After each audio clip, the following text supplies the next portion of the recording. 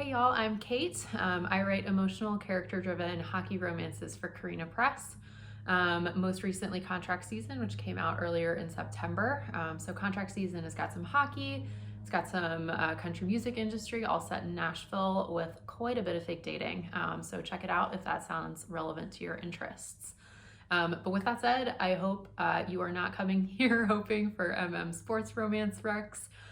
Because I've been on a huge sapphic romance kick. That's really all I've been reading in the romance space recently, and I have been having a blast doing so. So 3 of the books that I have been loving recently. First up is going to be Devon and Chris Plan a Wedding by Chensia Higgins. So if you could somehow see into my Netflix account, you would be able to tell how close to the top of my recently viewed Married at First Sight is. So obviously I was all over the reality TV show like wedding planning setup for this book. But even more than the setup, Devon and Chris were both such lovingly drawn characters who were so fully embedded in their families and communities, which I thought was just a really well executed part of this book. You could really see how they fit together and complemented each other. My second book rec is also one with a lot of kind of like family and community ties. That's going to be Delilah Green Doesn't Care by Ashley Herring Blake. So family and community plays a really big part in this book, since it's got kind of your return to your small town with the main character Delilah. Her relationship with her sister Astrid, I know that's maybe a weird place to start with a romance recommendation, but her relationship with her sister Astrid is just like so beautifully written. It's so sharp. You can really see the way that they've both hurt each other over the years, and it was just like, mwah, chef's kiss. The other main character, Claire, her relationship with her daughter's father was also just like so realistic and just heartfelt, and I probably cannot talk about it on this video because I'm going to get emotional. But there was, just so much family, so much community in this book, which is exactly what you want from kind of that small town, kind of enemies to lovers, kind of second chance. And this was just really one of the best books that I've read in a long time. So I absolutely love it, and I hope you love it too. My third and last book recommendation is going to be Written in the Stars by Alexandria Bellfleur. Family does play a role in this one too, so maybe that's like my sub theme of these recommendations. But the one thing that I really want to emphasize here is that this is not like kind of sort of enemies to lovers. This is like fully enemies to lovers. So Elle and Darcy, the 2 main characters, are so different.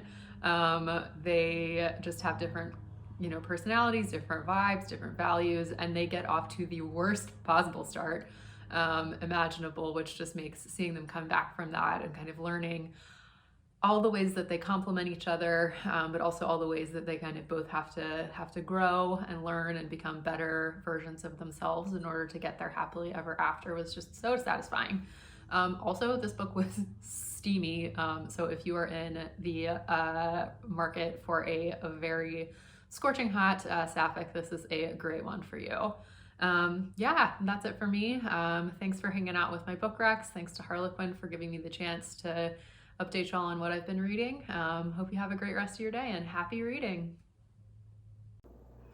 Hey guys, it's Jules Bennett. I'm just gonna tell you a little bit about myself and what I've been reading. And I just definitely want to tell you about a new series that I have out right now. And the first book is When the Lights Go Out. And this is all set around a female-run distillery in Kentucky. So if you love strong heroines, this is the series for you. The second book just came out this month, Second Chance Vows, which is one of my favorite covers. They did an outstanding job. The third book will be out in November, Snowed In Secrets, which is a stunning cover as well. So that is my new series and a little bit about what I write, but I want to tell you what I've been reading. And I just finished this. I highly recommend. It is from the Love Inspired line, The Cowboy's Journey Home by Linda Goodnight. I definitely recommend this one, especially if you love, cute cowboys and dogs. Definitely read this one. But I just love this line.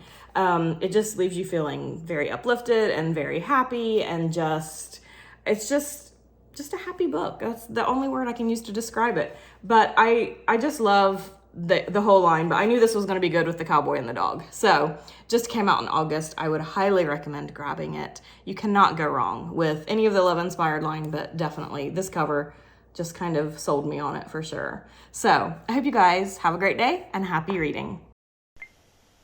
Hi, I'm Marian, and I write for Carina Press's M.A. Grant. I am the author of the Darkest Court series, as well as the Whitethorn Agency series, and I'm here to recommend some of my comfort reads to you.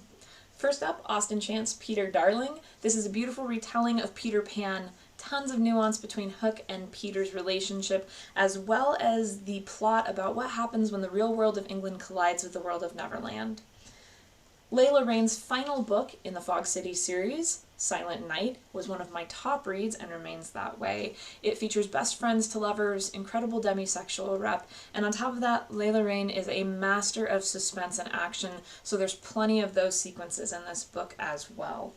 The King of Cups by Eleanor Gray is a Christmas novella about an American college student who can't go home for the holidays, so instead he goes back to Scotland with one of his flatmates' families.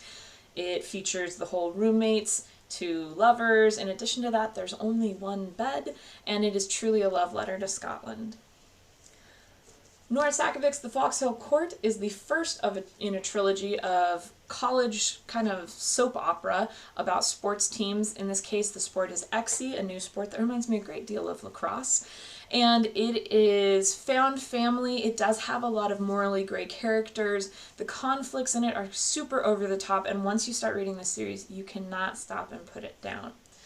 Also set in college and on a sports team, but in a very different tone, is Ngozi Ukazu's Check Please. These graphic novels feature an ice skater who joins the college hockey team. Found family, lots of plot to it, and lots of characterization, but whereas Foxhole Court is something where you aren't sure that the characters are going to be able to get their happily ever after and have to fight for it, in Check Please, you know it's going to end up okay no matter what struggles they go through. Think of it like Ted Lasso on ice. So those are some of my comfort reads. I hope you're able to find them and enjoy them. Happy reading.